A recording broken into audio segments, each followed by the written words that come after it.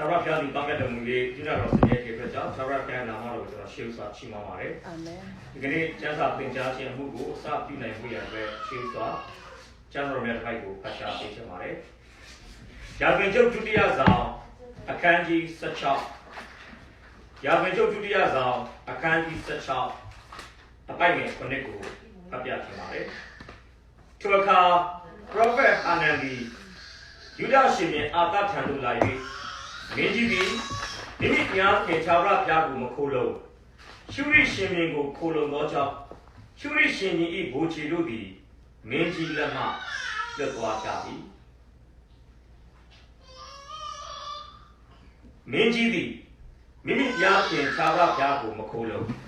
Shuri Shimingo Kolo Noja. Kanasa and Hamajaba. Jesus Sheba, Orago Jesus Dine, Jerabango Chimamare. The great Matashan and Mado in Chica Piloma, no cut to the body lunch and Api, Korabu Kukuya, Kwekachina, Pupido Jap Jerabu Chimamare. Kalki, Masoli Divare, Masoli Japio, we got the body. Tudore, no cut of Gauchi baby, another Digiru are Yeshu Krina Soli Doki to Yakibuya, Masa Usametua, Yashadan in Tite Job, Yanki and Namaru, she was Chimamare. Now she has the Moleta Yamana, Yeshu Yay, the Donamana. Sitale Pesha Jabale. Let her the Majanda Lila men who are Sakate Kama. Yaki Bosa Via Tadamian is a village in Nigeria. For a Yaki Jimada Winkale, she and ship Yay the Dona when she wanted to let her night, Saka Anamari, a part of Professor of Yashin. Okay, well, who will go? Will it do? It is a little bit of bouncing good off. Tara Piago, subject change. Lakanaya to be found at Pichamare.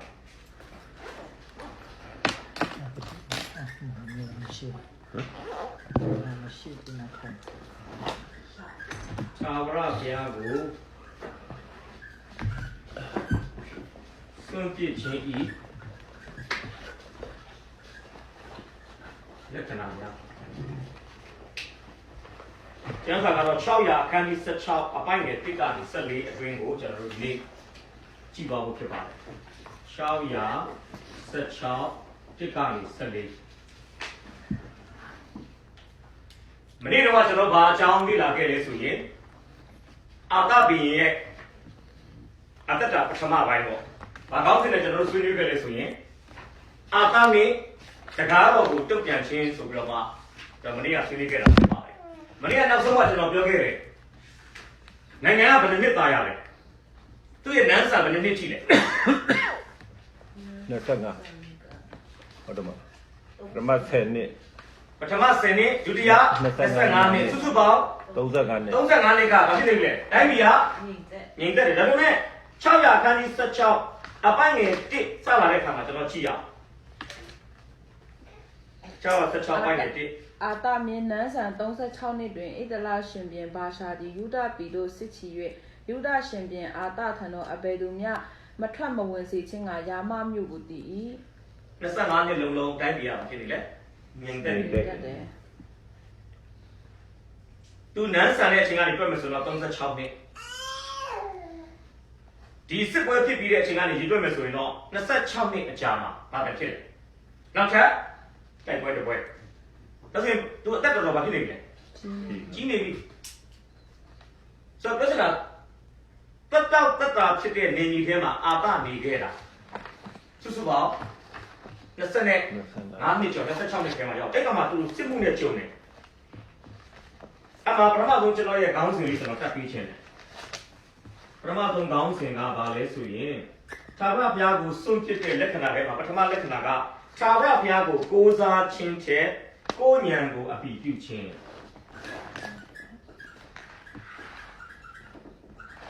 大瓦边过，过山青菜，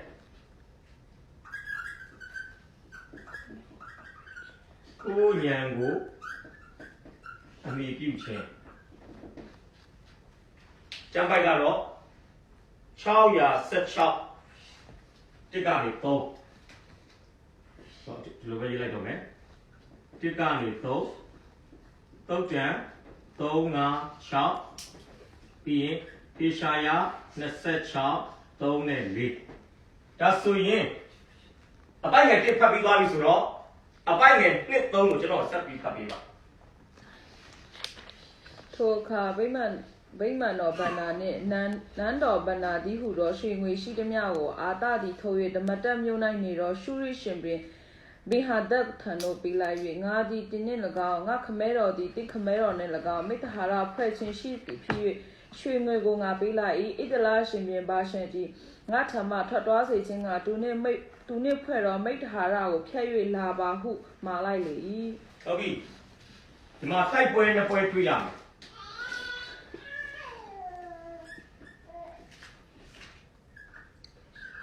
ပါတိုက်ပွဲနဲ့ဒုတိုက်ပွဲဒီနှစ်ခုအနေထားမတူပါဘူး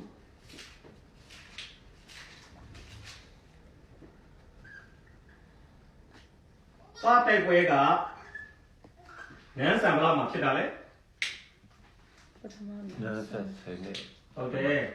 နန်းဆန်10နှစ်မှာဖြစ်တာဖြစ်ပါတယ်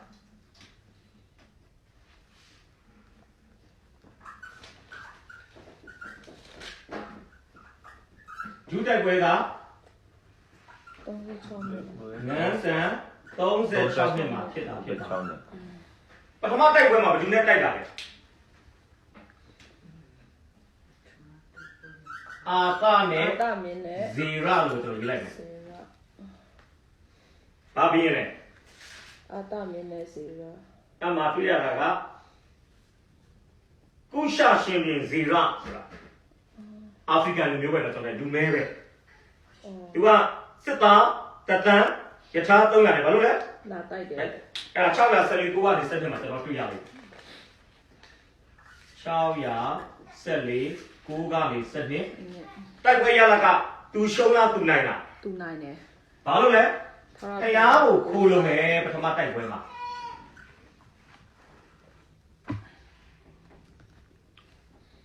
အပိုင်းနဲ့စက်တင်ဖတ်ပြီးလား614စက်တင်မှာ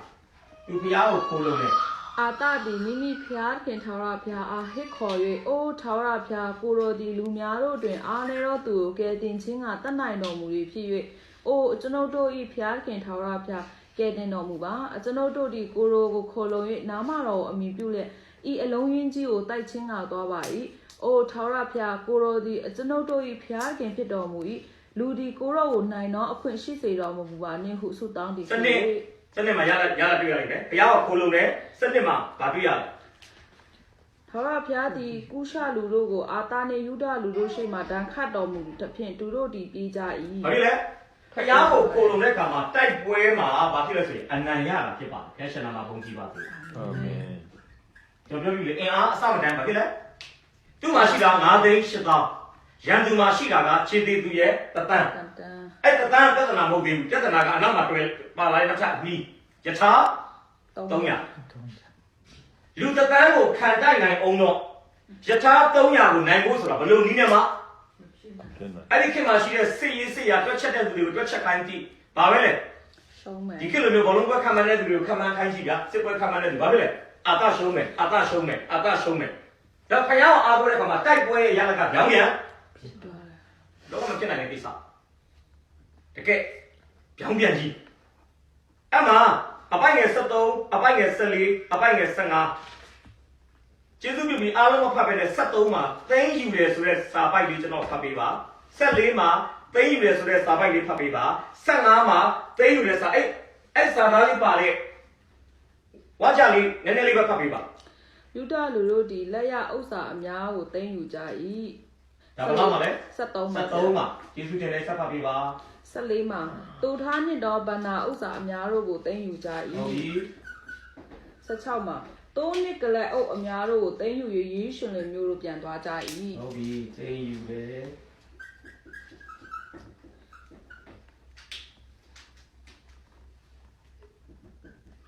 ဒါဆိုရင်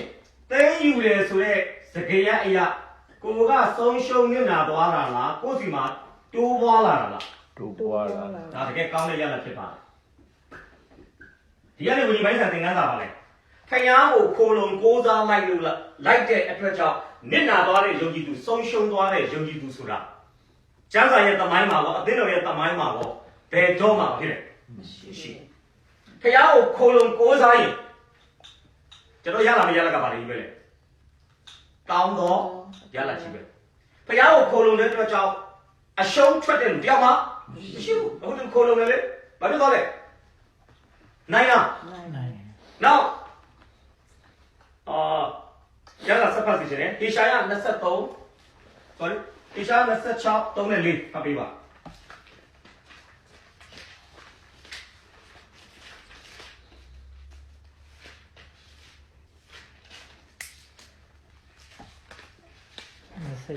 โอเคဟေရှာယ26 3နဲ့4ဆောင်းဆောင်ရဖြောင်းမှတ်တော်လူမျိုးဝင်ပါစေစိတ်နှလုံးတည်ကြည်သောသူတွေကိုတော်၌ခိုလုံသောကြောင့်ငြိမ်သက်ခြင်းတက်ရှိမည်အကြောင်းစောင့်ရှောက်တော်မူလိမ့်မည်။ထာဝရဘုရား၌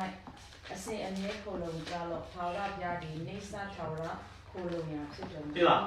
ဖះဘလို့ဖះလဲနေဆထာဝရခိုလုံရာဖះဖြစ်သောကြောင့်သူ့ကိုအမြဲတမ်းအားကိုးလို့ရရရှနာမှာပုံကြည့်ပါစေအာမင်အကယ်၍သူသည်ခုနှစ်သက်ဂရိတ်တစ်ခုအထဲမှာပဲခိုလုံရာဖြစ်တယ်ဆိုရင်တော့အဲ့ဒီခုနှစ်သက်ဂရိတ်လုံသွားပြီးတဲ့နောက်ပိုင်းမှာသူဟာအားကိုးလို့မရခုတော့ဘယ်လိုပြောထားလဲနေဆထာဝရခိုလုံရာဆိုတာကဘယ်ဖြစ်ပဲဖြစ်ဗျာ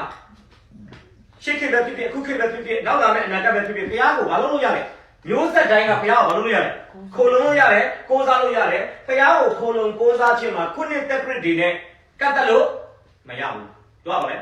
နေဆထာဝရခိုလုံရာနေဆထာဝရခိုလုံရာဖြစ်တဲ့အတွက်ကြောင့်ဘာလို့လုပ်ရလဲသူ့အစဉ်အမြဲခိုလုံလို့ကဲကြည့်ရ25နှစ်ပြီးဆုံးတဲ့နောက်ပိုင်းမှာတိုက်ပွဲတစ်ပွဲဖြစ်တယ်အဲ့ဒါကတော့အာပနဲ့ယူဒရှင်ပြန်အာပနဲ့ဣသရေလရှင်ပြန်ဘာရှာဖြစ်ပါအဲ့မှာတတိချက်စီချင်တာကအဲ့ဒီဘာရှာဒီဘာလို့အာပကိုလာပြီးရန်စရဲလဲဆိုရင်သူ့ရဲ့အနောက်မှာရှုရိရှင်ပြန်ဘေဟာဒတ်ရှိတယ်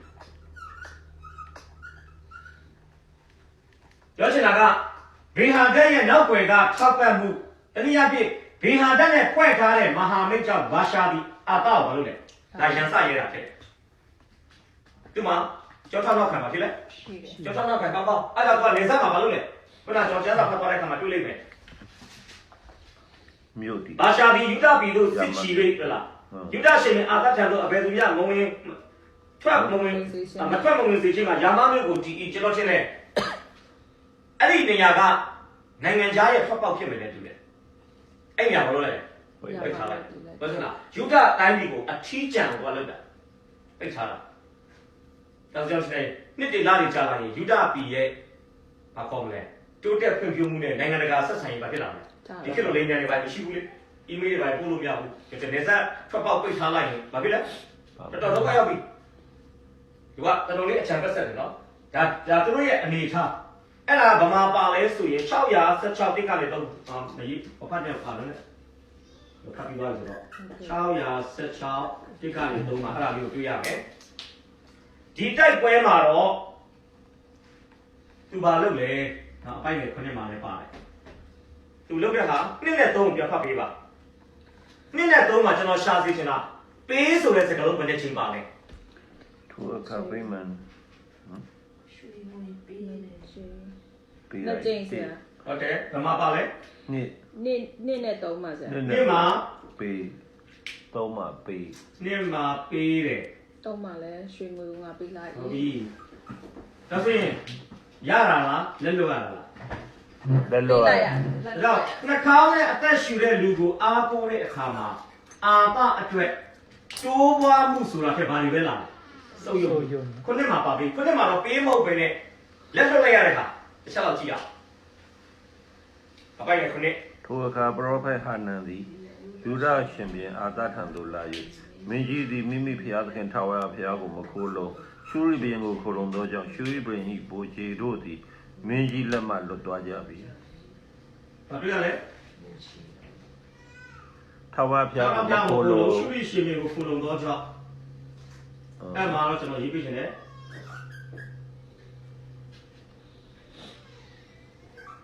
တရားကိုမခိုးလုံတဲ့အခါမှာ သူ့မှာဘာခံစားရလဲဆိုရင်ကြီးမားတဲ့ဆုံးရှုံးမှုတွေခံစားရတာဖြစ်ပါတယ်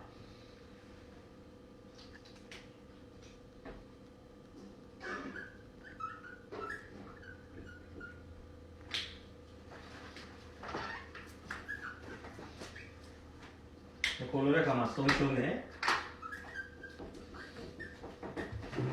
ဒါကကျွန်တော်တို့အပိုင်ငယ်2အပိုင်ငယ်3အပိုင်ငယ်9မှာပေးတယ်လွတ်သွားတယ်ဆိုတဲ့စကားလုံးကိုကျွန်တော်ပြောချင်တာဖြစ်ပါတယ်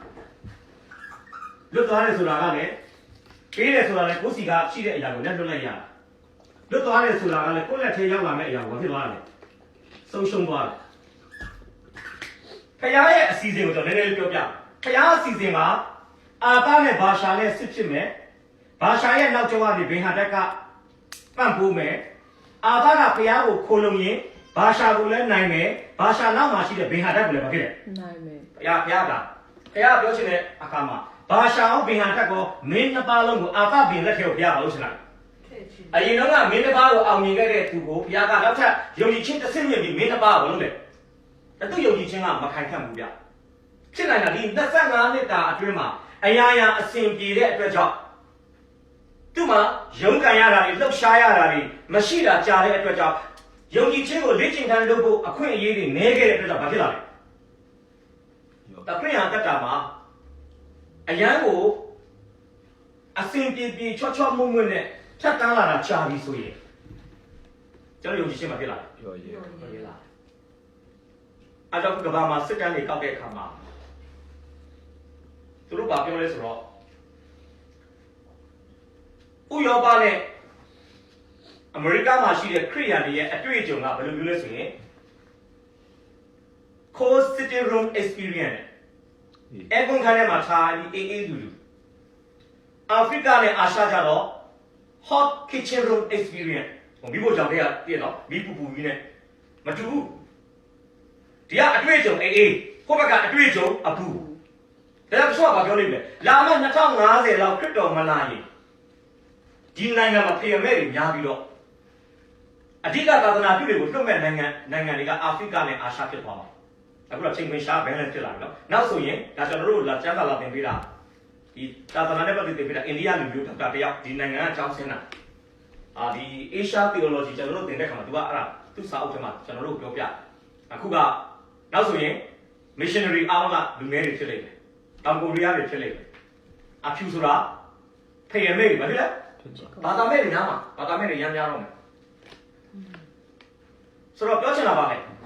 သူကဘာမှလည်းကြည့်လေရုပ်ပိုင်းဆိုင်ရာမှာအမတန်မှဆင်းရဲချိုးတဲ့နိုင်ငံတွေမှာရှိတဲ့ခရိယန်တွေယုံကြည်ခြင်းကအယံတန်မာပြီးတော့ရုပ်ပိုင်းဆိုင်ရာမှာအယံထွင်သွားတဲ့နိုင်ငံမှာရှိတဲ့ခရိယန်တွေယုံကြည်ခြင်းကတော့အယံကိုပိုလီယိုလိုဖြစ်နေတာကြာလီတွေဘာဖြစ်လဲကြာလီလေးပြော့လေးကြာလီလေးပြော့လေးကြောင့်မလေးရှားမှာဘုရားခင်ကကျွန်တော်မြန်မာလူမျိုးတွေကိုတစ်အပိုင်းခြားတစ်ခုထားတယ်ဆိုရင်ယုံကြည်ခြင်းကိုမလုပ်ချင်တာလေကောင်းတော့ frame ပေးတာဒါတကယ်တော့ကောင်းတယ်နော်အဲ့တော့ကျွန်တော်ကြည့်တာကျွန်တော်အာရှမလေးရှားစင်ကာပူထိုင်းရောက်တယ်ဗျာခရိယန်တွေကိုကြည့်တဲ့အခါမှာဖယားကိုပို့ပြီးယဉ်နေတာကမလေးရှားခရိယန်တွေဖြစ်နေတယ်ထိုင်းလို့စင်ကာပူလို့ထက်ဒါသူတို့ရဲ့ဘဝဘေးအခြေအနေကဘာဖြစ်နေလဲကြမ်းလာဘူးခြေတလန်းကအစဓာတ်လေကားစီးရင်လည်းတက်သွားရောက်တိုင်းမှာကျေးဇူးတော်ချီးမွမ်းနေရတယ်ဘဝခရီးသွားရင်လည်းမှတ်တိုင်ရောက်တိုင်းမှာကျေးဇူးတော်ချီးမွမ်းနေရတဲ့ဘဝအသက်တာသူတို့တက်ကခြေလန်းတိုင်းကဖျားကွယ်ကာမှုကိုဘာဖြစ်နေလဲလိုအပ်ရဲသားမိကပြမြင်လည်းဘာဖြစ်လဲကြောက်ပါဗျာအဲ့တော့တခါကကျွန်တော်တို့ကဒီအာသလူမျိုး25နှစ်တာကာလမှာကျွန်တော်ဖြတ်တဲ့အချိန်ရှိတယ်ဘာဖြစ်လဲအရာရာအားလုံးစင်ပြေတယ်ကြာစားတော့ဘူးလည်းပူစရာမလိုဝိပုလည်းပူစရာမလိုပညာရေးလည်းပူစရာအားလုံးပူစရာမလိုတာတွေတိတ်များလာတဲ့အခါမှာဝิญဉ်ပိုင်းဆိုင်ရာကအေးလာတယ်ဗျကြောက်စရာကောင်းတယ်နော်အဲကြောင့်ဖြစ်နိုင်ရင်တော့ရုပ်ပိုင်းဆိုင်ရာဘလောက်ပဲသင်္တင်ရုပ်ပိုင်းလောက်ပဲဝิญဉ်ပိုင်းဆိုင်ရာမှာတော့အများအား hot ဖြစ်နေအောင်ကျွန်တော်ဘာလို့လုပ်လဲဖခင်လည်းစက္ကအသက်ရှင်မှုတော့အများကြီးကြီးတယ်စိန်ခေါ်မှုအသစ်တွေပေါ့ပြောမယ်ဆိုရင်အဲ့ဒါမရှိကြရင်ဘာဖြစ်လဲအဲ့ဒါတော့ဓမ္မပညာရှင်ကဘယ်လိုခေါ်လဲဆိုရင်မိမိကိုယ်ကိုကျေနပ်ရငယ်ခြင်းအရာရာအစဉ်ပြေလုံးတဲ့အခါမှာငါတို့၌ဘာမှမလိုမနေ့ကလည်းကျွန်တော်ပြောတယ်လေနော်အဲ့မလိုတဲ့အခါမှာဖခင်ကမလိုပါကြောက်ကြတယ်ကောင်းအဲ့ကျမ်းစာမှာကျွန်တော်ပေးမယ်တရားဝါ87စက္ကွန်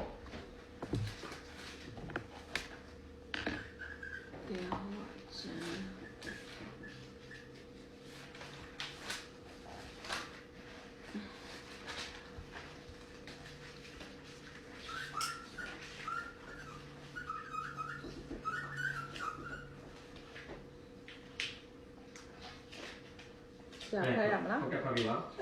ဒီနေ့ငါဆင့်ဆိုတော့စီရင်ထုံးပွဲချက်ပညတ်တရားတော်ကိုတင်တို့ဒီမဆောင်တင်ဤဖျားရင်ထောင်ရဖျားကိုမေ့ရတော့အပြစ်ကိုတတိနဲ့ရှောင်တော့ ကဲစိတ်လိုက်တော့မှကွန်စာမှအရက်တော့မှသူများသားများပြစ်မှာမှတိရစာမီဝဲမှအပြစ်မဟုတ်ဘူးတော့ကျမ်းစာကဖယားကိုဘဝအတ္တတာထဲမှာမေ့သွားခြင်းဒီပင်လေဖယားကိုအားကိုးရကောင်းမှန်းမသိတော့ခြင်းဒီပင်လေဝိညာဉ်ရမှာပါလေ အပြစ် အပြစ်အဲ့ဒီအပြစ်ကတော့ဘာဖြစ်လဲအမတန်မှနူးညံ့သိမ်မွေ့တရားအောင်လဲကျွန်တော်ဘဝအတ္တတာကိုပြင်းပြင်းထန်ထန်ဘာဖြစ်လာလဲဆွဲချလိုက်တာကြည့်တော့သူကကျွန်တော်တို့ဖြတ်စည်းတာတကယ်ကိုတတ်တတ်ရရမှာတခြားအပြစ်တွေကတော့အရာတိတာ ထင်ရှားတယ် တိတာမြင်တာရယ်မယုံကြည်သူကတခြားအပြစ်တွေမှာစလိတ်တော့ရက်တော့ကွန်းစားကာမဂုဏ်ပြီးဝဲလောက်ကစားလို့ဒီအပြစ်တွေကမြင်သာထင်သာရှိတော့ဘဝသူယုံကြည်သူတွေကနှုတ်ကပတ်တော်နဲ့ထောက်ပံ့ပေးလို့ရတယ်ဗျအမပြင်ပေးလို့ရတယ်ဒါပေမဲ့ဖခင်ကိုမေးတဲ့အပြစ်ကြတော့အရင်ကြီးမဖြစ်လေ ကြီး ဆိုတော့အထဲမှာဖြစ်နေတာဟုတ် ပေါ့ သိမသိနိုင်ဘူးယောဂလက္ခဏာကပြပြီဆိုရင်တော့ကင်ဆာအဆင့်၄ရောက်တယ်ပဲဘာဖြစ်နေလဲနောက်ချနေပြီသူကအထဲမှာ slow ပြင်းချင်းရောနေတာနော်တည့်နေဝုန်းတိုင်းမဟုတ်ဘူးသူကအဲ့ဒါဘာကြောင့်ဖြစ်လဲဆိုရင်အရာရာဘာဖြစ်လို့လဲ comfort zone ထဲမှာကျွန်တော်ရောက်လို့ပြောမယ်ဆိုရင်တော့ကျွန်တော်အများကြီးစီဆက်လို့ပြောလို့ comfort zone ဆိုတာတတ်တာရှိတဲ့နေမြေထဲမှာရှင်လေကျက်စားတဲ့ကာလတစ်ခုကြာလာရင်ဝิญဉ်ပိုင်းဆိုင်ရာမှာ80ဆက်ဖြစ်လာကျွန်တော်မလေးရှားနိုင်ငံမှာတော့နှုတ်ကတော်သင်ပေးခဲ့တဲ့လူတွေတချို့ရှိပါတယ်ဒီနိုင်ငံကိုပြောင်းလာတယ်ဒီနိုင်ငံမှာပြန်တွေ့တယ်တွေ့တာကတစ်နှစ်နှစ်နှစ်တော့သူတို့ဘာဖြစ်တော့လဲဝิญဉ်ပိုင်းဆိုင်ရာမှာပူလောင်နေတော့မယ်ဒါပေမဲ့အခုနောက်ပိုင်းမှာအေးသွားပြီဗျအရင်တော့ကစကားဝိုင်းမှာထိုင်ရင်ကျန်းစာအကြောင်းပြောတယ်အခုစကားဝိုင်းမှာထိုင်ရင်မော်တော်ကားအကြောင်းပဲပြောတော့တယ်ဘာကားဝင်မယ်ဟာဘဏ်ကနေပတ်စံဘလောက်ချီးမယ်သူတို့ပြောတဲ့နေ့စဉ်တော့ဘာသာစကားဘာဖြစ်သွားလဲ ပြောင်းလဲ ပြောင်း တော့ လဲပါ စိတ်ဝင်ကျန်းစာရေးစိတ်ဝင်စားတော့အဲ့ဒါဘာကြောင့်လဲခုနကပြောတဲ့တက်တာရှိတဲ့နေမြေထဲမှာကာလတစ်ခုနေလာတဲ့အခါမှာဝင်ကြီးပိုင်းဆိုင်မှာဘာဖြစ်လာလဲ ပြောင်းသွား ကြာစင်းလာတာဖြစ်တယ်ကဲနောက်တစ်ခုစက်ခွန်ဖတ်ပြီ ငါတကိုငါလက်တတိအားဖြင့်ဤစည်းစိမ်ကိုငါရတတ်သည်ဟုစိတ်ထဲမှာအောက်မေ့ခြင်းအပြစ်ကိုသတိနှင့်ရှောင်ကြံ တွေ့လားကျွန်တော်မနေ့ကပြောပြီးပြီလေကိုမဆောက်တဲ့အိမ်မှာနေရတယ်ကိုမစိုက်ကိုမတူးတဲ့ရေတွင်းထဲကရေကိုတောက်ရတယ်ကိုမစိုက်တဲ့ဥယျာဉ်ထဲကအသီးတွေအစ္စရေးလူတွေကဘာလို့လဲ စားရ အဲ့အကုန်စင်ပြေတယ်လေဒါသူတို့ကဘာဖြစ်လာလဲအဲ့လိုအခြေအနေတွေကြုံလာတဲ့အခါမှာဒါတွေအားလုံးကငါအစွမ်းအစားကြောင့်ရတယ်ဆိုတော့မှထင်မှတ်မှားလာတယ်ဒါစာတိုင်းရဲ့လို့ဆောင်ချက်စာတိုင်းကဘုရားသခင်ကိုတရားဝင်ကြီးဟာလားခရိယန်ဘာသာတွေထွက်ပြီးတခြားဘာသာကိုးကွယ်ပါလေလို့ညင်းတယ်ဆိုတာချက်ခရိယန်ဘာသာထဲမှာနေရင်းနဲ့ဖျားပါလေရပါတယ်ဆိုတဲ့ခံစားချက်တွေကိုထည့်ပေးတာကိုပို့ပြီးဝါသနာဘာသာရေးကိုဆွန့်လာထက်ဒီဘာသာထဲမှာရှိရင်လည်းဖျားကြောင့်တက်လေ80ဆက်မိတ္တရာလာလေ80ဆက်ကျန်တဲ့တင်လာလေ80ဆက်နောက်ပိုင်းဘာဖီလင်မ မရှိတော့ လူကဟိုသိကောင်ကြီးလူလေကျွန်တော်အမှုတော်လည်းကျွန်တော်ပါဝင်ခဲ့တဲ့အတွေ့အကြုံကယုံကြည်သူတွေနဲ့မိတ္တရာဖွဲ့အဲ့ဒါကျွန်တော်တို့ကခံစားလို့ရတယ်ကြာဒီလူကအေးနေလားဒီလူကပူနေလားတချို့လို့လူမှုရေးအရာပေါင်းသစ်ဆက်ဆံတာပဲရှိတော့တယ်ဗျသူတို့စိတ်ကမှဝင်ရတဲ့ပတ်သက်မှာဖြစ်သွားတယ် ဤစက် အေးသွားတချို့ကတော့အရန်ပူတယ်ဗျပူလာလားမတွေ့လိုက်တွေ့အေးဝင်လေးသွားပြောမယ်အေးဝင်လေးသွားပြောမယ်ဟာတချို့တော့အေးဝင်လေးပြောနေတယ်နော်တချို့အဲ့လိုပူလောင်သမားရှိတယ်တချို့ကြပါဖြစ်တယ်အရန်ဟို80ဆက်ဖြစ်သွားပြီဗျမာဒါကြောင့်အာတာဒီ25နှစ်တာကာလအတွင်းမှာကျွန်တော်ထင်တယ်ဖြည်းဖြည်းချင်းဒီမတိမတာပါပြလာတယ်ရွေ့နေတာဘယ်အချိန်မှာဘူးပေါ်ဆိုလို့ပေါ်လဲ 30 โอเคဒါကြောင့်ပြောမယ်နော်ပြဿနာတွေကကျွန်တော်တို့ဘလောက်ကျွန်တော်တို့ကိုရင့်ကျက်စေတယ်ဆိုတာချက်အဲ့လိုပြဿနာကျွန်တော်တို့ကိုမရင့်ကျက်စေဘူးကျွန်တော်မဆိုလို့ဘူးနော်ပြဿနာကကျွန်တော်တို့ကိုရင့်ကျက်စေတယ်ဆိုတာချက်ပြဿနာကကျွန်တော်တို့ဘလောက်ရင့်ကျက်တယ်လဲဆိုတာဘာလို့လဲပေါ်ထုတ်တာပြောချင်တာပြဿနာအခက်အခဲဆိုတာကျွန်တော်တို့ရဲ့ဝิญဉ်ရေးရအခြေအနေအဆင့်တိုင်းကိုပေါ်ပေါက်လုပ်တာဗျခါပြဿနာမရှိရင်ကိုယ့်အချိန်တွေလည်းကိုမသိဘူးသူ့အချိန်တွေလည်းကိုမသိဘူးဘာဖြစ်လဲမြုံနေတာကို ပြဿနာရှိတော့အထဲမှာရှိတဲ့ဖယားနဲ့ကိုယ်နဲ့ဆက်ဆံရေးကဘူးပေါ်သလိုလိမ့်လို့မရတော့ဘူးပြောတဲ့စကားတွေမှာပေါ်လာတယ်တုတ်ပြန်တဲ့အပြုအမူတွေမှာပေါ်လာတယ်အဲ့ဒါတကယ်တော့အခုမှပေါ်တော့နာတာရှင်တော့အထဲမှာဖြစ်နေတာအာသာဆိုလဲ25နှစ်အထဲမှာဆိုလဲနာတာရှင်ဆွဲနေတာဘယ်ချိန်မှပေါ်လဲဘာရှာကယာမမျိုးကိုတည်ပြီးဝင်ထွက်တာကိုပိတ်တဲ့အခါမှာသူ့ရဲ့ထဲကဓာတိကပြလာတယ်ကျသူကဖြစ်နေတာရွေးပြောင်းနေတာဒီချင်းကျွန်တော်ထင်တယ်ဘာလို့ပုံစံလဲမနေ့ကကျွန်တော်ပြောသလိုလေဖားတစ်ကောင်ကို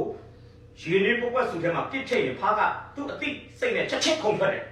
ဒါပေမဲ့ရေအေးထဲမှာဖားကိုထိန်ဖားအေးစစ်စစ်စိတ်နေတာအောက်ကနေမီးတာညှိုက်ပြီးအဲ့ဒီဖားကရိုးရိုးဖားကနေဖပြုတ်ဖြစ်သွားမယ်ဗျာခုန်ထွက်ရအောင်လားမသိတော့ပူတာကိုတိတဲ့အချိန်မှာမင်းသူအားမရှိတော့ဘူးဘာမှလုပ်လို့မရတော့တိတဲ့အချိန်မှာသူအပြုတ်ခံရတယ်ဒီနေ့စာတန်ကလည်းကျွန်တော်တို့ကဘယ်တော့မှရေလေးအိုးထဲမှာပြစ်ထည့်ပြီးတော့ဘာလုပ်လဲရေအေးထဲမှာထည့်ပြီးအောက်ကနေဘာလုပ်လဲမင်းများဘာမှလည်းမသိတော့ဘူးပြင်းအဲ့ဒါစိတ်ခံတော့ကျွန်တော်ကိုပေါ့ဆုံးထဲမှာတိတဲ့အချိန်မှာဘာဖြစ်လဲသွားပြီမရတော့စေးမမီတော့တော့ဖြစ်နိုင်လို့ရှိရင်တော့ဝင်ကြီးရမှာလည်းကျွန်တော်ထင်တယ်ဟိုစစ်သားတွေကလေ့ကျင့်ခန်းမလုပ်တာချိုင်ဝါတုတ်တုတ်ကြီးဖြစ်လာတယ်လေ training မစင်းတာချိုင်ကျွန်တော်တို့လည်းဘာလုပ်လို့လဲ training ပြန်တလားတစ်ခါလားတစ်ပတ်တစ်ခါလားလိုမျိုးဟိုလိုသူတို့လည်း training တွေပြန်စင်းတယ်တနက်ပစ်တာတွေပြေးတာတွေလွှားတာတွေချိုးတက်တာတွေခုံတာတွေလေ့ကျင့်လို့ကျွန်တော်ဝင်ကြီးရမှာလည်းဘာလုပ်လို့လဲဒါကျွန်တော်အနေထိုင်နေတာဗျဘာ exercise မှမရှိတော့ဒီတိုင်းနေနေတူပါဟိုကိုယ့်ရဲ့ဘာခေါ်မလဲ rotate ပေါ့နော်ကိုယ့်ရဲ့တရက်တာလောက်ရမယ်စီမံကိန်းကြီးထဲမှာစက်ရုပ်ကြီးတရုပ်ကလာကျွန်တော်တို့ကပုံတင်ကြီးပဲဗျဒီနေ့ဒီချိန်မှာဒါအဲ့တော့ဘာဖြစ်နိုင်လဲဖယားနဲ့မိတ္တာကဖွဲ့တာတွေဖယားသခင်စီကအတစ်တော်အတွေ့အကြုံတွေကိုကျွန်တော်ကြုံရတာတွေဘာဖြစ်လာလဲတဖြည်းဖြည်းနဲ့ခေါင်းသားလာတယ်ဒါကြောင့်ကျွန်တော်ဒီနေ့ပြောချင်တာအစင်းရဲကအစင်းရဲတဲ့အထဲမှာဝိညာဉ်ရေးကဆင်းရဲတာကဘာဖြစ်လဲကြောက်စရာကောင်းဆုံးဒါကြောင့်ဒီမှာအာသကကြောက်စရာရုပ်ပိုင်းဆိုင်ရာပြည့်စုံတယ်ဝိညာဉ်ပိုင်းဆိုင်ရာဘာဖြစ်လဲဒီ25နှစ်မှာကျွန်တော်ဆင်သူသိဟိုအေးရအေးချောင်းပြသူစစ်ပွဲနိုင်ထားတဲ့အချိန်ကြောင့်လည်းပါလိမ့်မယ်ဒါကြောင့်မနေ့ကဆိုကျွန်တော်ပြောတယ်လေ prophet ကတိလို့သူ့ကိုကြိုတင်မလုပ်ထားတယ်ပြောတာတတိလည်းပေးတယ်အားလည်းပေးတယ်သူကပြောင်းလဲကာစားယုံကြည်သူတယောက်လိုပဲအဲ့တော့တုတ်ကတော့ကြားတဲ့အခါမှာစိတ်ဖမ်းမယ်ဒါပေမဲ့25နှစ်ကြာတဲ့အခါမှာသူလည်းမဖြစ်လာဘူးအဲ့သူ့ကိုတတိပေးခဲ့တဲ့ prophet ကြီးလည်းကျွန်တော်ရှင်လည်းဘုံတော်ဝင်စားလာပြီနဲ့တူတယ်မရှိတော့ဘူးနဲ့တူတယ်သူကနောက်ပိုင်းမှာ prophet Hanan ဆိုတာ prophet အစ်စ်လေဟုတ်ကဲ့25နှစ်ဆိုစဉ်းစားကြည့်နေတဲ့ကာလမဟုတ်ဘူးနော်25နှစ်ဆိုတာလူတစ်ယောက်ရဲ့အခြေအနေကိုဘာဖြစ်နိုင်လဲအကြီးကျယ်အဲ့တော့ကျွန်တော်ဒီနေ့တွေ့တဲ့လူကြောက်နောက်25နှစ်မှာပြန်တွေ့ကြည့်ဝิญဉ်ပိုင်းဆိုင်မှာဒီချက်အများကြီးတိုးတက်သွားတာလည်းဖြစ်နိုင်တယ်လို့လုံးဝကျဆင်းသွားတာလည်းဖြစ်နိုင်တယ်။ကြောက်ဝิญဉ်ပိုင်းဆိုင်မှာဒုံရင်းဆိုတာရှိမှမရှိဘူး။နေဝิญဉ်ရရှိတယ်ဘယ်လိုလဲအရင်လိုပဲဆိုတာမရှိဘူး။ဝิญဉ်ရဆိုစပိန်နင်းတယ်လို့ပဲနင်းနေရင်ပွားနေမှာရလိုက်ရင်လဲမှာ။ဒါဝิญဉ်ပိုင်းဆိုင်မှာဒုံရင်းဆိုတာမရှိဘူး။တက်တာလည်းကြာနောက်ခုပဲရှိတယ်။ကြာရင်ကြာအရင်တိုင်းပါပဲဆိုတာအကြလာပဲအရင်တိုင်းပဲဆိုတာတော့ဝิญဉ်ရရေဆန်လိုပဲလေရေဆန်မှာဒီစည်းကအမြဲတမ်းလော်လိုင်းကမှတက်နေတာရက်လိုက်ရင်တော့ကြာတယ်ကြည့်ရအောင်အသာအကြောင်းအဲ့လိုဖြစ်တဲ့အခါမှာဘုရားကကျမ်းစာမှာဗာတွေ့ရလဲဘုရားသခင်သည်နေစာခါရာကိုလုံရဖြစ်တဲ့ဒါကြောင့်သူ့ကိုကျွန်တော်တို့ကဘာလုပ်ရမလဲအစဉ်အမြဲဘာလုပ်လို့လဲကိုးစားဖို့ဟုတ်တယ်အစဉ်အမြဲကိုးစားခေါ်လို့လို့လေဘုရားသခင်နေစာခါရာကိုလုံရအဖြစ်မရှိဘဲနဲ့ကျွန်တော်တို့အစဉ်အမြဲခေါ်လို့ရလဲအိဗယ်မရှိဘူးသူဒီနေစာခါရာကိုလုံရအနေနဲ့ရှိနေရတာနဲ့ကျွန်တော်တို့ကမခေါ်လို့ရင်လဲဒါအကျိုးမရှိမှာမဟုတ်အဲ့နှစ်ခုကဘာဖြစ်လို့လဲလက်ခုပ်နှစ်ဖက်လိုပဲဗျဖခင်ကအစင်မြဲခိုလုံထိုက်တဲ့လူနေရာမှာရှိတယ်လို့ယုံကြည်သူကလည်းအစင်မြဲခိုလုံမယ်ဆိုရင်ခိုလုံကိုးစားခြင်းရဲ့ရလဒ်တွေကောင်းကြီးတွေကိုကျွန်တော်ဗာဖြစ်လဲခံစားအောင်အခုသူကဘယ်လိုခိုလုံလဲ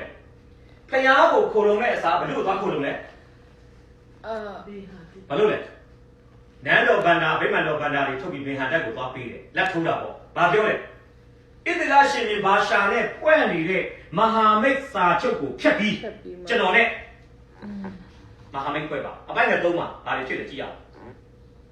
ပင်ဟတက်ထံသို့ပေးလိုက်၍ငါသည်တင်းနှင့်၎င်း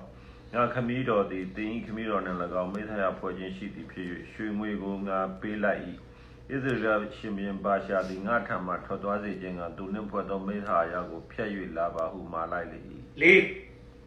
အာတာမင်းကြီးဤစကားကိုဗဟံတက်သည်နားထောင်၍ဣသရေလမြို့ရွာတို့ကိုစစ်ကြည့်စေခြင်းကမိမိဘိုး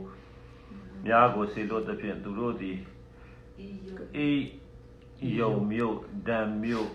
အာဘေလမိန်မြို့မှစာ၍နတလိပြည်၌ရှိသမျှသောဗန္ဒာမျိုးတို့ကိုလှုပ်ကြံကြ၏မတွေ့ရလဲ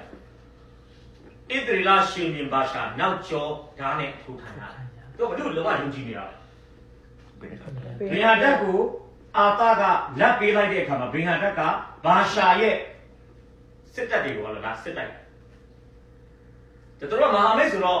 ဘင်ဟာတက်ရဲ့စစ်သားတွေလာတဲ့အခါမှာဘာရှာရဲ့စစ်သားတွေကညီကိုလိုပဲထင်ပါပဲဒါပေမဲ့အနီးကမှတို့လှုပ်ကြံလိုက်တယ်အဲ့ခါမှာသူသိသွားအခြေအနေမဟန်တော့ဘူးဆိုတာအဲ့ဒါဘာလို့လဲ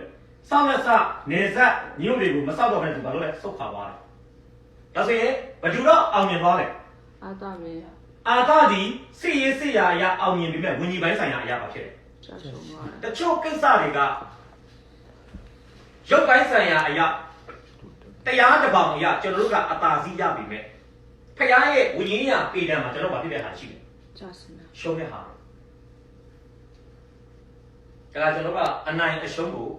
လောကီအမြင်နဲ့ပဲကျွန်တော်ကဆုံးဖြတ်တယ်တခါကျရင်လောကမှာရှုံးပြီးမရောတတ်ဆိုရင်ဘောဓိပါမိမကိုမပြစ်မှားတဲ့တရားထောင်ချလောကမှာရှုံးတယ်ဖခင်ရှင်ရှိမှသူဘာဖြစ်လဲစာမင်းဘွယ်အောင်ပါဒါဝိဆိုရင်ဘတ်ရှိဘမဆိုမပူပူနွေးနွေးဘတ်ရှိဘကိုတော်ကောက်တယ်လူရှိမှသူစာမင်းဘွယ်အကြီးကျယ်ဂုဏ်ထူးနဲ့အောင်တယ်ဖခင်ရှင်ရှိမှသူလုံးဝဘယ်မှမကွဲဘူးဗျာစာမင်းဘွယ်တခါတိုင်းလူရှိနဲ့ဖခင်အရှိရဲ့ဆန်ရှင်ကဘာဖြစ်နေလဲတခါကျွန်တော်ကလူရှိမှပဲစာမင်းဘွယ်အောင်ကိုကြိုးစားတယ်ပါတကယ်ကျွန်တော်တို့အောင်မဲ့စာမင်းဘွယ်ကဖခင်စစ်တယ်ပါလေကျွန်တော်လူရှိမှအောင်မြင်တာရောတက်ကလူရှိမှကြာရှုံးပါလေလူတွေကြောက်မှသူအထင်မကြီးဘူးသူ့ဘယ်လိုပြောနိုင်လဲရုပ်ကလေးချောတော့အကျင့်ပက်ဆက်လိုက်တာတခင်မရပါလို့လေတန်စီတယ်ရောတက်ပါပြီငါရိုးသားဖြူစင်တယ်ဆိုတာငါဖျားပြီးတယ်တနေ့ကျရင်ဒါရအကုန်လုံးပါဖြစ်လာတယ်ပြောက်ွယ်တော့တနေ့ကျရင်မှန်တယ်တစ်ဆွဆွဲမှုတွေပြောက်ွယ်သွားမယ်သူ့ရဲ့တမာတိနဲ့ပတ်သက်တဲ့အချိုးရလဒ်တွေကပေါ်လာမှာသူနောက်ပိုင်းအသက်30မှာဇာဖနာတဖာနာခွင့်ရတာဘာကြောင့်လဲသူမှန်လို့ဒါကျွန်တော်တို့ရဲ့မှန်ချင်းမှားချင်းတွေအားလုံးကိုဖခင်ကသိချတယ်တတိယရင်အဖြစ်ပြီးပါလောလောဆယ်တော့လူတွေကအမျိုးပြောနိုင်တယ်ဗျအာတာကလူရှင်းမှာတော့ကိုရချင်တဲ့မှာဘာရှာဆုတ်တော့အာတာအရန်ပြောမှာကြည်စားမင်းပါတတ်နိုင်ပြီလေဘုရားရှင်ရှင်းမှာတော့ prophet ကလာပြောတယ်အရှင်မင်းကြီးဖျားကိုမခိုးလုံးရှုတိရှင်မျိုးခိုးလုံးတော့ကြောင့်ရှုတိရှင်မျိုးဟာအရှင်မင်းကြီးလက်ကလွတ်သွားပြီဆိုတာကဒါသူ့ရဲ့အောင်စရင်သံဃာကကြလာဘာလို့လဲ prophet ကဘာလို့လဲလာပြောတာလူကမှာတော့အနံ့ရတရားကြောင်ရှိပြီမဲ့ဝိညာဉ်ရမှာဘာဖြစ်လဲရှာရှုံးဒါကျွန်တော်ကလောကီရမှာအနံ့ရဖို့ပဲဘာလို့လဲကျွန်တော်ကြိုးစားတယ်တကယ်တော့ဝိညာဉ်ပိုင်းဆိုင်ရာမှာအမြတ်ရဖို့အရေးကြီးပါတယ်ကဲဒုတိယတစ်ချက်ကိုကျွန်တော်ကြည့်မယ်နံပါတ်1ကျမ်းစာနှင့်မညီညွတ်သောအလုပ်များကိုလှုပ်ဆောင်ခြင်းနံပါတ်2သာဝဘုရားကိုစွန့်ပစ်ခြင်းအန္တရာယ်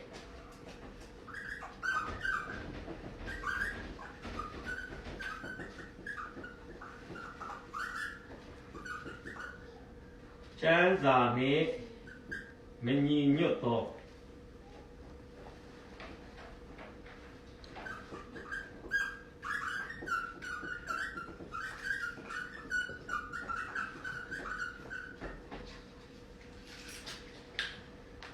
ဆက်ချလေးကျွန်တော်ပေးချင်ပါတယ်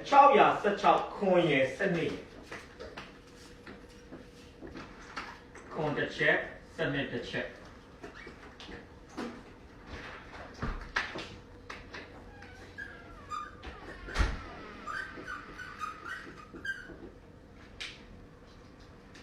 ရရင်ဖတ်ပေးပါလား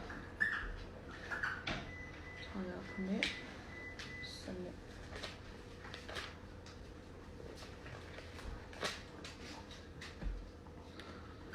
ထိုအခါပရောဖက်ဟာနန်သည်ယူဒရှင်ဘုရင်အာသထံသို့လာ၍မင်းကြီးသည်မိမိဖျားသခင်ထာဝရဘုရားကိုမခိုလုံရှုရိရှင်ဘုရင်ကိုခိုလုံတောက်ကြောင့်ရှုရိရှင်ဘုရင်၏ဘူချေတုပ်သည်မင်းကြီးလက်မှလွတ်သွားကြ၏သည် ဒီလိုနဲ့နောက်ဆက်နေ နန်းဆန်39နှစ်တွင်ခြေတော်၌အနာရောဂါဆို၍ပြင်းစွာခံရတော်လဲထာဝရဘုရားကိုမချိကပ်စေသမားတို့ကိုသာချိကပ်လေ၏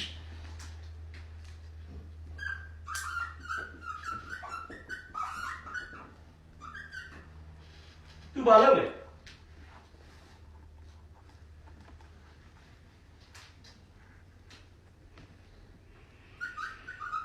စီရီအတွက်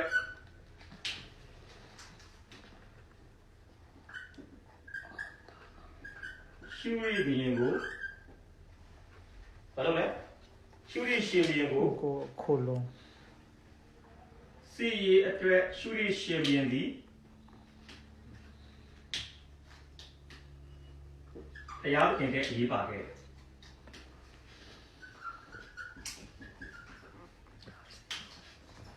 နောက်သူ့ရဲ့ကျမ်းမာရေးပြဿနာကိုဖြေရှင်းတဲ့အခါမှာလေစေသမားဆိုတဲ့ နောက်ဝင် ဆရာဝန်တွေကဖယားသခင်ဖြစ်ပါဖြစ်လေအရေးပါခဲ့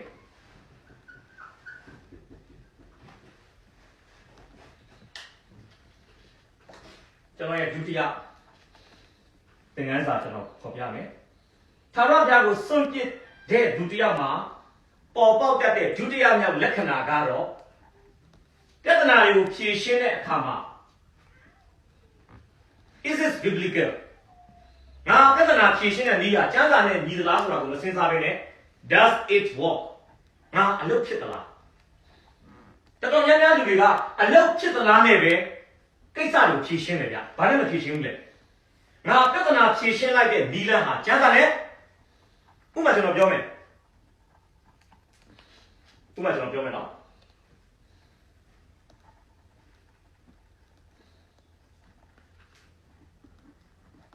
အပြူလေးတစ်ယောက်နဲ့လူလေးတစ်ယောက်အသက်16နှစ်ပြည့်ပြီးသားဗျခိုးပြေးကြ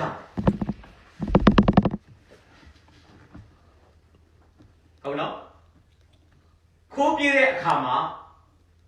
အတူတူပြောလို့မိဘတွေကလိုက်ပြီးသိမ်းဆဲတဲ့အခါမှာသမီးလေးကတော့ပြန်ပါလာတယ်သမီးပဲမပါလာနဲ့ဘိုက်ထဲမှာကိုဝင်လေးလည်းပါလာတယ်ခက်တာကမိဘလောက်တော်သူများကခိုးပြေးသွားတဲ့ယောက်ျားလေးကိုတမက်မတော်ချင်ဘူးအဲ့ခါမှာသမီးဘိုက်ထဲမှာပါလာတဲ့ကိုဝင်ကိုဘာလို့ဖြတ်ချဖို့အကယ်၍အဲ့ဒီဇုံတွဲလေးဟာခရိယန်မိဘခရိယန်အတိုင်းကဆင်းသက်လာတဲ့ဇုံတွဲလေးဖြစ်နေမယ်ဆိုရင်ကျမ်းစာအတိုင်းကိုဘယ်လိုဖြေရှင်းဖို့ကောင်းလဲဟုတ်တယ်ပေးကိုပေးစားရမယ်ဗျာဘလောက်ပဲကောင်လေးကဟာလာအသားမဲကျူးတဲ့ဟာလာအလီဘာဘာဖြစ်အောင်တော့ကောင်မလေးကလည်းအသားဖြူစွတ်နေတဲ့ဟာလာနော်ရှောင်ရက်ကျူလိုပုံစံမျိုးဖြစ်နေအောင်တော့ဘာလို့မလဲလူမျိုးမတူလဲပေးစားရမယ်အစစ်တမ်းမတူလဲပေးစားရတော့ဘာလို့လဲတော့ဘိုက်ရကိုဖြစ်ချလို့ဒါကျမ်းစာနဲ့မှမညီတာဒါလူသက်တတ်တာလေအဲ့ဒီတိုင်းမိဘတွေဘက်ကမစဉ်းစားတော့ဘူးငါတို့ပြဿနာဖြေရှင်းပြီးတာကျမ်းစာနဲ့ ဒီလိုလား မှန်ပါတယ်သူတို့ခိုးပြတာကျမ်းစာနဲ့တော့မညီလည်းပဲဘယ်လိုပဲဖြစ်ဖြစ်ဗျာသူတို့ပေါင်းဖော်ပြီးသွားပြီဆိုရင်တော့သူတို့ကိုအတိမတ်ဖြုတ်ပေးဖို့ပဲနောက်အဖြစ်တစ်ခုအဲ့ဒါကဘာလဲဆိုတော့လင်မယားနှစ်ယောက်တကယ်တရားဝင်မင်္ဂလာဆောင်ထားတဲ့လင်မယားနှစ်ယောက်နော်အိမ်အောင်ကြတယ်ပထမကလေးရသူတို့ရဲ့မိသားစုစီမံကိန်းထဲမှာဘာရှိလဲဆိုရင်ကလေးနှစ်ယောက်မယူဘူးတစ်ယောက်ပဲဒီတစ်ယောက်ကိုပဲပြည့်ပြည့်စုံစုံထားမယ်တမမျော်လင့်ပဲနဲ့တရားဝင်မင်္ဂလာဆောင်ထားတဲ့ကလေးတစ်ယောက်ကိုလည်းပိုင်ဆိုင်တဲ့ကလေးတော်မှာအသက်6နှစ်9နှစ်လောက်အရွယ်ရောက်မှအဲ့ဒီဇနီးတွေကဒုတိယကိုဝင်လွှဲတယ်ဆိုပါစို့မကြိုက်ဘူးသူတို့က ဒါသူတို့ရဲ့မိသားစုစီမံကိန်းတွေမှာဒီကလေး ဘာ သူတို့ဖြတ်ချလိုက်တယ်ဗျာသူတို့ယောက်ကခရိယန်ဆိုရင်ဒီစားတာဘယ်ဘယ်ကမဟုတ်ဘူးဘာလို့ရမှာလဲယူကိုအဲ့ကလေးကိုမွေးအောင်မွေးရမယ်နောက်တစ်ချို့ရှိတယ်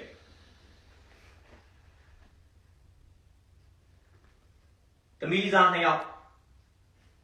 ဟာလားဘယ်လိုခေါ်မလဲချစ်ကြိုက်ကြရောမှာဗျာကိုဝင်တော့မရပြီပဲသူတို့က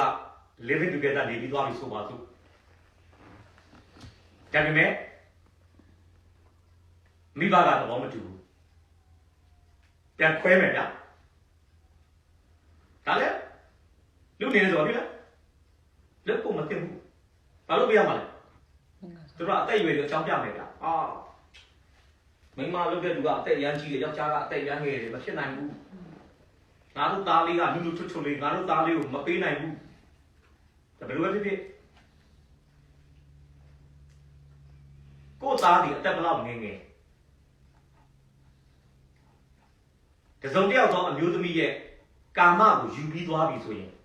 တာဝန်မလုပ်အောင်လေယူရမယ်အစကတည်းကတာဝန်မယူနိုင်တော့မပတ်သက်နဲ့လေပတ်သက်ပြီးရင်ယူရမှာ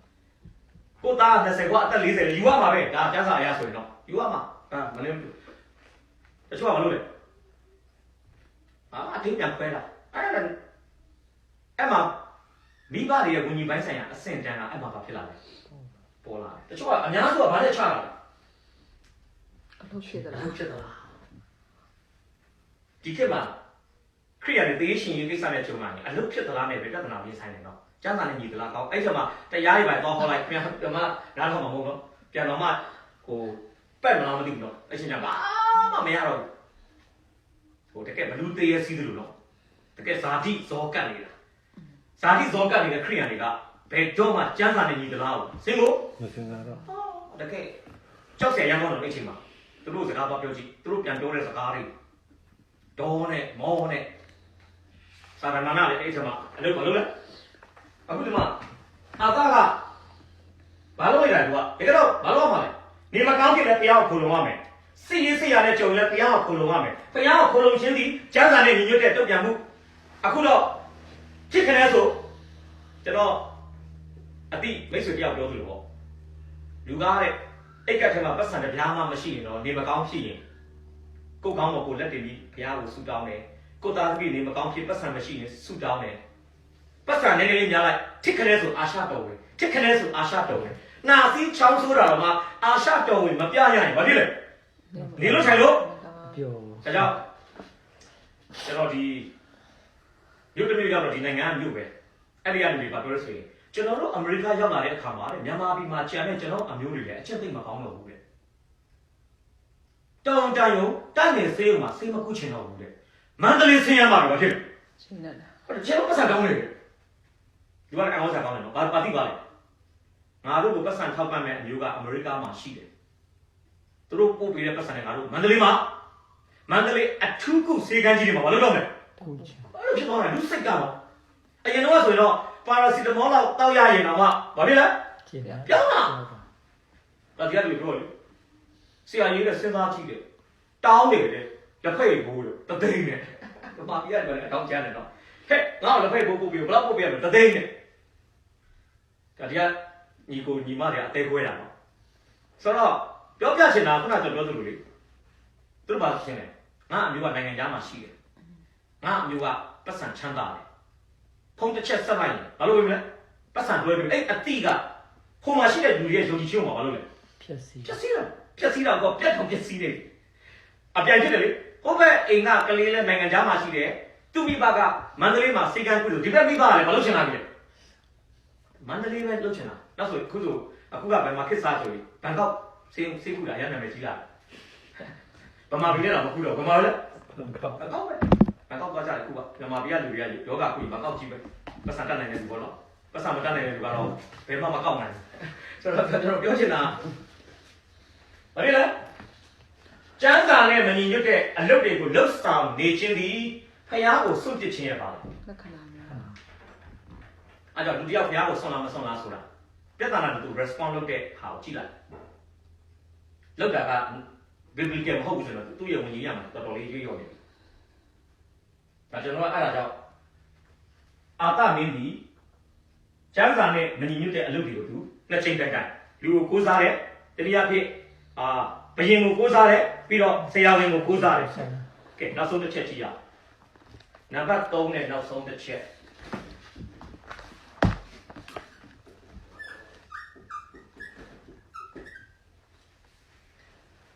အမားပြင်ပေးမှုကိုညှင်းဆန်ခြင်း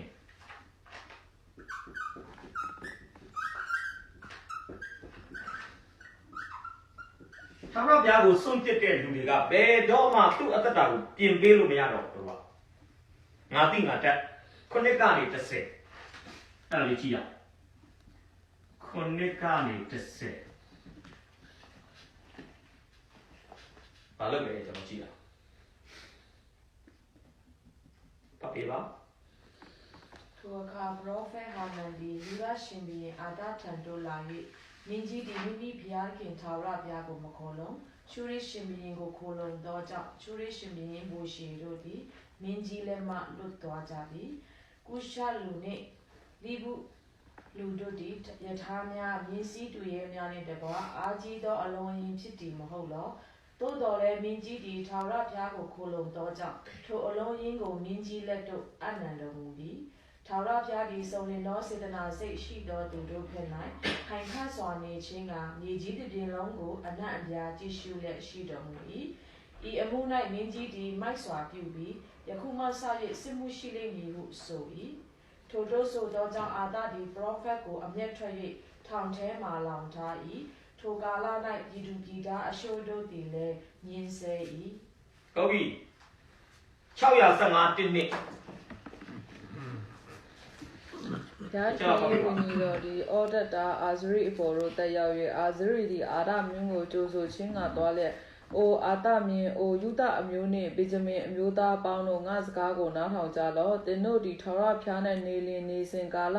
ထာဝရဘုရားသည်တင်တို့နှင့်အတူရှိတော်မူမည်ထာဝရဘုရားကိုရှာလျင်အတွေ့ခံတော်မူမည်စွန့်လျင်တင်တို့ကိုစွန့်တော်မူမည်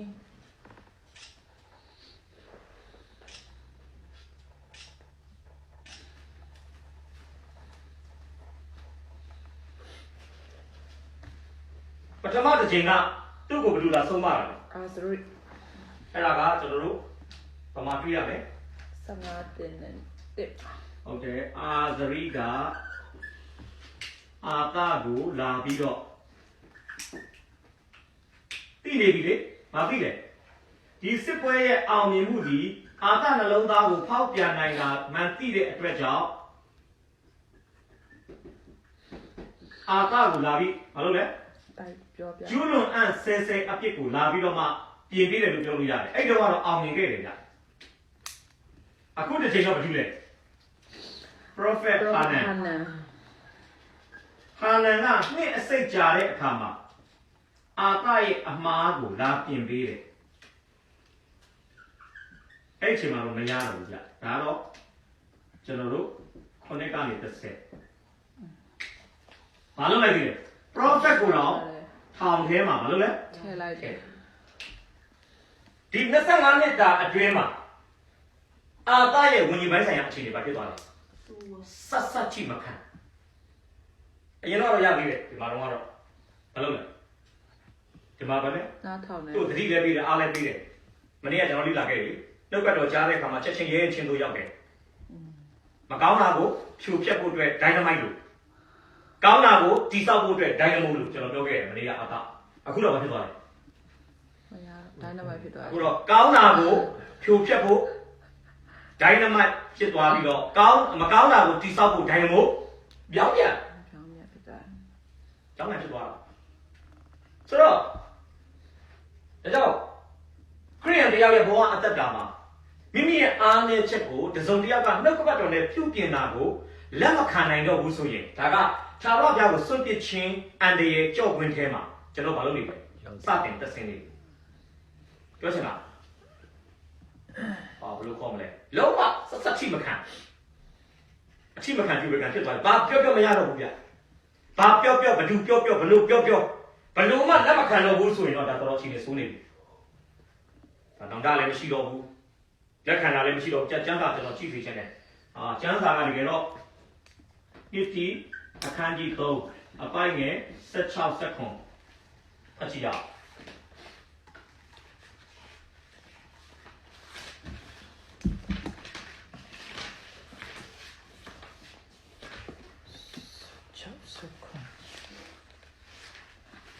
ထိုကျမ်းစာရှိသည်များသည်ဖျားခင်မုတ်တွင်တော်မူသောအဖြစ်ဖြစ်၍ဖျားခင်လူဒီဆုံးလင်တော်သူကောင်းသောအမှုမျိုးမျိုးတို့ကိုပြုစုခြင်းအလုံးဟာပြင်ဆင်တော်သူဖြစ်မည်အကြောင်းဩဝါဒကိုပေးခြင်းအပိကိုဖော်ပြခြင်းဖြောင့်မတ်စွာပြုပြင်ခြင်းတရားကိုတွင်တင်ခြင်းကျေးဇူးများကိုပြုတတ်၏နှုတ်ကပတ်တော်ရဲ့လုပ်ငန်းဆောင်တာတွေထဲမှာတစ်ခုကအပြစ်ကိုဟောပြခြင်းတချို့ရှိတယ်အမားလုပ်ထားတယ်။ဒါတော့သူအမားလုပ်တာဘယ်သူမှမသိပါဘူး။အသင်းတော်ထဲမှာသင်ဟုတ်ဆရာကအစသင်ထောက်ဘယ်သူမှမသိဘူး။ဒါဘုရားသိတယ်။ဒါဘုရားကဘာလုပ်လဲ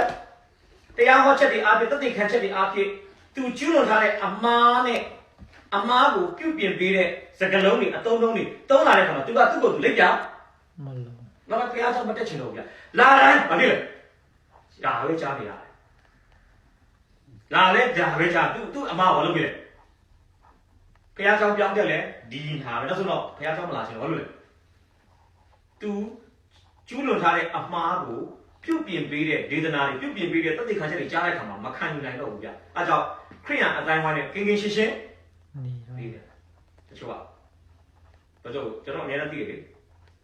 အနာရှိတဲ့လူရဲ့အရေးပြားမှာအရက်ပြန်လိမ့်ရင်စက်တယ်ဗျအနာမရှိတော့ဘာမှဖြစ်မှာမဟုတ်ဘူးတော့အနာရှိနေတော့သူကဘာဖြစ်နေလဲနောက်ဆုံးတော့နှုတ်ကပတ်တော်ရဲ့တုံ့ပြန်မှုမခံရအောင်သူကဝိညာဉ်ရတဲ့ဘယ်ကနေပတ်ပြင်းနေတော့တာဘယ်တော့မှမလာတော့ဘူးဆိုရင်ဖခင်ကတော့ကျွန်တော်ထင်တယ်မှားထားတဲ့အမှားကိုမပြင်မချင်းတော့ဖခင်ကတွေ့တိုင်းမှာဒီနှုတ်ကပတ်တော်ပဲဘာလို့မှလဲကြောင်းပါပြောနှုတ်ကပတ်တော်သင်ဆောင်တဲ့ဒဇာပလာတွေပြောင်းသွားနိုင်တယ်နှုတ်ကပတ်တော်ကြားတဲ့နေရာပြောင်းသွားနိုင်တယ်အချိန်ပြောင်းသွားနိုင်တယ်အခြေအနေပြောင်းသွားနိုင်တယ်နောက်ဆုံးတော့ဘာဖြစ်လဲစာဆောင်ဖတ်လဲဒါဟာပဲကိုယ်လက်လို့ထိုးပြီးပြောသလိုစာဆောင်ဖတ်ရင်တော့စာအုပ်ကိုပဲစိတ်ဆိုးရမလို့နောက်ဖခင်ဆောင်တက်လဲဒါဟာပဲနောက်ဆုံးတော့ဘယ်မှပြေလို့မိတ်ဆွေပြေလို့တော့မှာမဟုတ်ဘူးဖခင်ကမိတ်ဆွေကိုသိချစ်တဲ့အတွက်ကြောင့်မိတ်ဆွေအမားကျွလွန်ထားရင်မိတ်ဆွေအမားကိုမိတ်ဆွေကိုချစ်တဲ့ဖခင်ကတော့ဘာလို့ပေးမှာပဲလဲနီလန်ပေါင်းစုံနဲ့ဘာလို့လဲပြင်ပေးမှာ YouTube ကတရားဟောချက်ကြည့်လဲပါမှာပဲခင်ဗျာဒါဆိုတော့နေရာတိုင်းမှာသူ့မျက်နှာကိုချစ်တယ်နော်ဘယ်မှပြေလို့မလို့ဟုတ်နောက်ဆုံးကျန်တာဥပိတ်ဝိညာဉ်ရနဲ့ပတ်သက်တဲ့နယ်ပယ်ကြီးကိုလုံးဝကြောခိုင်းလိုက်ရင်တော့ခင်ဗျာတက်တော့တက်တာတော့လက်တာတော့ရှိသွားမယ်ဒါပေမဲ့ဒါရေရှည်ပြတ်တော့ဘာဖြစ်လဲအခုလေအာသာဆက်ဆက်ထိမခံ prophet ကိုတော့ထောင်ထဲမှာထည့်လိုက်တယ်ဘာလို့လဲရှင်ဘောတို့ပြောတာရှိတယ်နော်ကျွန်တော်ဖတ်ပြမယ်တိမောသေဩဝါဒစာဒုတိယစာနှစ်တိအခန်းကြီးနှစ်အပိုင်းငယ်ကိုနှစ်တိနှစ်ကိုထိုတရားကြောင့်ငါဒီလူဆိုးကဲတို့ချီနှောင်ချင်းတိုင်အောင်ဆင်းရဲဒုက္ခကိုခံရ၏တို့တော်လည်းဖျားခင်နှုတ်ကပတ်တရားတော်ဒီချီနှောင်ချင်းနှင့်ကင်းလို့၏နှုတ်ကပတ်တော်သေဆောင်တဲ့ဒဇာပလာကိုချီနှောင်လို့ရကောင်းရမယ်ထိုဒဇာပလာသေဆောင်လာတဲ့နှုတ်ကပတ်တော်ကတော့အချီအနောင်နဲ့အမြဲတမ်းမဖြစ်တယ်ရရှနာမဘုံကြည့်ပါစေအခုသူဒီ prophet ကိုထောင်အပြင်မှာလွတ်ထားကြည့်ဘာလို့နေမှာလဲတွေ့ရတယ်ဆုံးမနောက်တော့ပြားကိုမခိုးလုံးရှုလိရှင်မင်းကိုခိုးလုံးတော့ကြောက်ပြောနေမှာပြောမတာဝင်လည်းရှိတယ်လေအေးကြောင့်ထောင်ထဲမှာထည့်ထားလိုက်တယ်ဒါပေမဲ့သူခန္ဓာကိုယ်မှာအနာရောဂါဖြစ်လာဆိုတာလေဒါဘုရားသခင်ကသူ့ကိုနောင်တလန်းဆိုဘာလို့လဲပို့ဆောင်တာဒီကျမ်းမာရေးပြဿနာနဲ့သူ့နောင်တရစေချင်တာပဲအဲ့လိုတော့အနာရောဂါဘုရားပေးလို့ကျွန်တော်ပြောတာမဟုတ်နော်အနာရောဂါသူ့ခန္ဓာကိုယ်မှာစာတန်လှုပ်ဆောင်နိုင်ဖို့ဘုရားကအခွင့်တော်နဲ့ခွင့်ပြုလိုက်တာတစ်ဖက်ကလည်းကြည့်မယ်သူကောင်းဖို့တကယ်တော့အနာရောဂါဖြစ်လာတဲ့အခါမှာလည်းဘာလို့ကောင်းလဲဘုရားသခင်စီကားမယ်ခွေစမိုင်းဆရာဝန်မအားကိုးတယ်တွေ့ရဝန်ကြီးပိုင်းဆိုင်ရာဘာပြောလဲတကယ်ချဆုံးတကောင်းရန်အချိန်ထက်ညံ့နေသွားပြီမရတော့ဒါကျွန်တော်တို့ဒီဘုရားသခင်ကျွန်တော်တို့ကိုတုံတင်ဆုံးမရသားနဲ့တုံတင်ဆုံးမမှုတွေကိုလစ်လူရှုတာကြားပါရင်ဝန်ကြီးပိုင်းဆိုင်ရာကတာဘူးခတ်တဲ့အော်တပါစိတ်အနရွတ်တွေအလက်လက်ချနေတဲ့အော်တပါစိတ်ကဲဆိုဘုရားနဲ့ပတ်သက်တဲ့အာယုခံစနစ်ကျွန်တော်မှမဖြစ်သွားမယ်မရှိတော့ဟိုကလည်းနားထူတယ်ပဲပြောမလား ကျွန်တော်ကဖះနဲ့ပတ်သက်တဲ့ဝန်ကြီးပိုင်းဆိုင်ရာခံစားချက်ပါဖြစ်လာဗျပျောက်ဆုံးလာမှာကောင်းတာတော့ဖះဒါဆိုရင်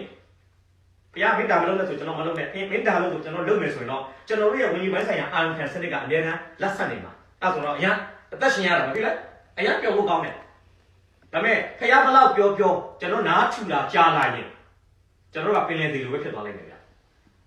ဒါမှညရင်တကယ်ကိုဘာမှခံစားချက်မရှိထိုင်ဝန်ကြီးပိုင်းဆိုင်မှာထိုင်မှန်ကြီးပါအဲ့ဒါခရိယန်တက်တာပဲကြီးမားတဲ့အန်ဒီရဆိုတော့ကျွန်တော်ပေါ်ပြချင်တယ်ကဲသူနဲ့မတူတဲ့သူတယောက်ကျွန်တော်ပေါ်ပြမယ်သူနဲ့မတူတဲ့သူတယောက်ဒါကျွန်တော်200စနစ်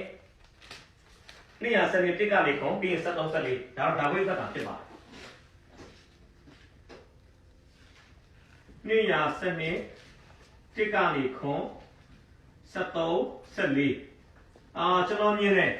ခုံနဲ့ဖတ်လိုက်ပါပြီးရင်73ဆက်လေးဖတ်ပေးလိုက်ပါနာဒန်ကလည်းထိုသူကြီးကအချားတူမဟုတ်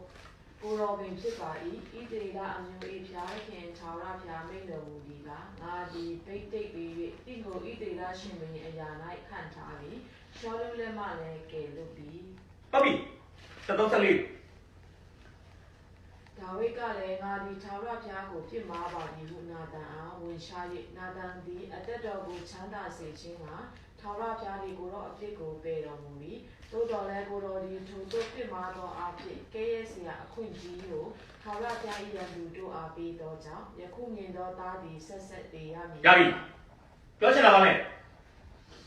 သူများမယားကိုပြင်ပါပြီးသူများလင်ကိုတတ်တဲ့ကိစ္စကိုသူသည်6လနီးပါးလောက်မလုပ်ထားတယ်တူတိတ်ဖုံဖုံပြပြနဲ့နေလာတယ်ဒါကျွန်တော်မြဲတဲ့တင်စားပြီးပြောတယ်ဘာသရှိဘာကလည်းမတရားသောမိထုံနဲ့ရတဲ့ကိုဝင်ကိုလွယ်ပြီးတော့ကိုဝင်ဆောင်ပြုတ်ဝေဒနာခံစားကောင်းခံစားနိုင်တယ်အဲ့ဒီအချိန်မှာဒါဝိဒ်ကလည်းစာလံ38ရာဘာဖြစ်နေလဲအတစ်ကိုကိုဝင်ဆောင်ထားတဲ့တောက်အဲ့ဒီဘာသရှိဘာကိုဝင်ဆောင်တဲ့ကာလဒါဝိဒ်လည်းမအီမသာပါဖြစ်တယ်ဖြစ်နေဒါပေမဲ့ prophet နာတန်ကဘာလုပ်လဲလာပြောတယ်ဗျဒီဥပမာလေးတစ်ခုနဲ့လေ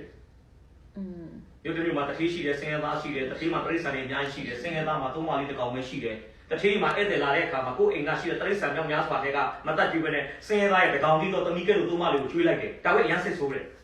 ပြည့်ညတ်တော်နားလေကဘာပြောလဲလေးစားရောစေနားတယ်မှာပြောလေထို့သူကအခြားသူမဟုတ်ရှင်ကြီးအာသာလို့ဆိုဘာလို့လဲနာတာကိုထောင်သွင်းအချင်းချစေမလုပ်ဘူးငါမှားတယ်လို့ဝန်ခံတာအပြစ်ဝန်ခံတဲ့အတွက်ကြောင့်အပြစ်ခွင့်လို့ချက်ချင်းခံစားဒါပေမဲ့အပြစ်ရဲ့ consequences လို့ခေါ်တဲ့အကျိုးဆက်ကတော့လိုက်လာတယ်နော်ဒါကြောင့်ပြောမလို့ကျွန်တော်မှားတဲ့အမှားကိုဖျားကိုဝန်ခံရင်ဖျားကကျွန်တော်အပြစ်ကိုခွင့်လွှတ်တယ်ဒါပေမဲ့ကျွန်တော်လုပ်ခဲ့တဲ့အပြစ်ကြောင့်ဖြစ်လာမဲ့ဂရက်တွေရလဒ်တွေကိုတော့ကျွန်တော်တို့ကကြုံရဒါဝိဒ်ဆိုပါတွေ့ရတယ်သူ့သားအရင်ကသမီးအရင်ကိုစော်ကားတယ်သားအရင်ကသားအရင်ကိုတတ်တယ်ပြီးသူ့မောင်မမိတ်တာတွေကိုသူ့သားအဘယ်ရှလုံကမတရားသောမိထုံပြုတယ်သူ့သားလိုက်တဲ့လူထွက်ပြေးရတယ်ဒီတွေးချောင်းစီးတဲ့ကိစ္စဒါသူများမယားကိုပြစ်မှာပြီးသူများလင်ကိုတတ်တယ်အမှုအရာရဲ့ရလက်အဲ့ဒီအပြစ်ကိုသူနောင်လိုက်ရပြီနော်ဒါပေမဲ့အဲ့ဒီအပြစ်ကြောင့်ထလာတဲ့ခရက်ကတော့သူရှောင်လို့မရဆိုတော့ကျွန်တော်ဒီကနေဒီကုန်းချုပ်ပြောချင်တာကသာရဘုရားကိုစွန့်ပစ်ခြင်းလက္ခဏာအာတမှာဆွဲကတ်တဲ့အခါမှာဒီလက္ခဏာသုံးခုပေါ်လာတယ်သာရဘုရားကိုကိုးစားခြင်းတဲ့ကိုညံကိုအမိပြုတယ်ကျမ်းစာနဲ့မညီညွတ်တဲ့အလုပ်များကိုလှုပ်ဆောင်တယ်အမှားပြင်ပြမှုကိုညှင်းဆန်တယ်ဒီကျွန်တော်တို့ကိုသင်စဉ်းစားမယ်ကျွန်တော်ရဲ့ဝန်ကြီးပိုင်းဆိုင်ကိုလည်းလောက်ကတော့လည်းချိန်ထိုးဆန်းစစ်ခြင်းအဖြစ်ကျွန်တော်တို့ဒီထိုးစွန့်ပစ်ခြင်းလက္ခဏာကျွန်တော်မှာဆွဲကတ်ဤလောမဆွဲကတ်ဤလောဆိုတာဝန်နေစဉ်တက်တာမှာလောက်ကတော့လည်းဆန်းစစ်စင်ကြင်ခြင်းအဖြစ်အသက်တာကိုအကောင်းဆုံးပြုပြင်မွမ်းမံတဲ့သူတွေဖြစ်ပြီးတော့လောက်ကတော့အဖြစ်တိုက်တွန်းအားပေးချင်ပါတယ်ရောက်တိုင်းပေါ်ဘုရားရှင်ကောင်းကြီးပေးပါစေခဏလေးဆုတောင်းရအောင်အဖဘုရားကိုရောကိုကျေးဇူးတင်တယ်ကျွန်တော်ပေါင်းကိုချီးမွမ်းပါတယ်ဒီနေ့ကိုရောကိုချစ်တဲ့သူများနဲ့မျက်မှောက်တော်မှာတိုးဝင်ချီးကပ်ပြီးတော့မှနှုတ်ကပတ်တော်များကိုလေ့လာခွင့်ပေးသောကြောင့်ကျေးဇူးတင်တယ်အချိန်တိုင်းကိုလက်တော်၌ပြန်လဲစက္ကန့်အနံ့တဲ့အခါမှာယေရှုခရစ်ရဲ့တော်နာမနဲ့ချီးမွမ်းတဲ့အချိန်တိုင်းကိုလက်တော်၌စက္ကန့်အနံ့ပါတယ်အဖသာဝရမတ်တော်ဘုရားရှင်အာမင်ဖိတ်လိုက်ပါ